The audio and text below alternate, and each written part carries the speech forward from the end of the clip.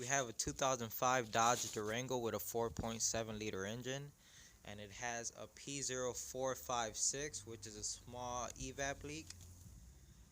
So I have my little smoke machine here, and I have it connected into the hose that's coming out of the purge valve. So that right there is a purge valve, and as you can see, I have the top line disconnected because I was testing that one earlier, and the bottom one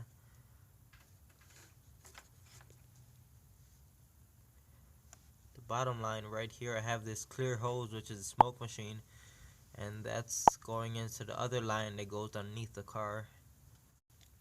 So I'm having a hard time finding this small evap leak. I've been here for quite some time, and I've tested, on both lines, going towards the intake and going towards the canister underneath the car, and still I can't really find any small evap leak.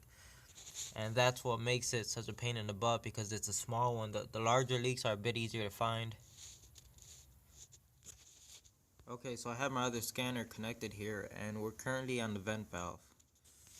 Okay, so I've pretty much gone through every option from F1 through F5, and none of them seem to make a difference. The vent valve is just always pumping smoke through it, no matter whether you have it switched on or off or toggling, it doesn't really matter.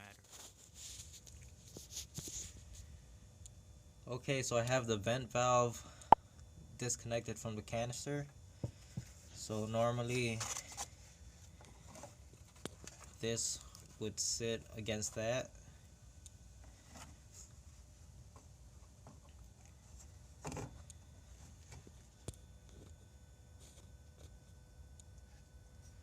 Okay, so now we have it here, and I'm gonna go back to the scanner and toggle the vent valve to turn on and off.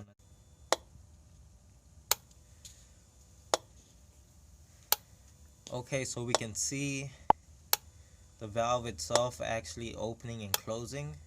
But I did notice that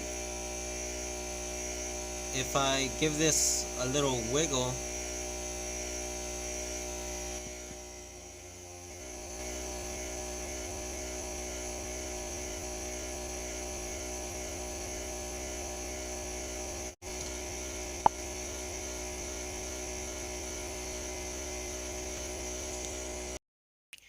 here's a gasket that's between the valve and the canister.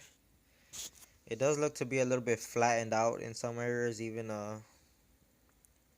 deformed as far as its shape. And I can't really get any closer. I just realized that the focus on this camera was no longer working, making it a completely useless camera. Okay, so I could not find any information online about this O-ring for the canister. So, customer needs your car back. I went ahead and put silicone on this side and let it cure up. Same thing on this side. And the only reason for that is to try to give the O-ring a little bit of extra thickness to help it seal better. I didn't want to put silicone directly on the O-ring and then just slap it on the car immediately, because then if I ever do get the correct part and I want to swap it out, the O-ring is going to be glued to the canister, and I don't want that. So hopefully this seals and it works. It's been a few weeks since I worked on this truck. I called the customer and he still says that there is no check engine light. Now, I offered to put my scanner on his truck one more time just to make sure that the computer has run its evap test. But unfortunately, I haven't been able to. He's a busy guy and I don't want to bother him. But I'm going to say it's a fix. So I hope you liked the video. Don't forget to subscribe, and thanks for watching.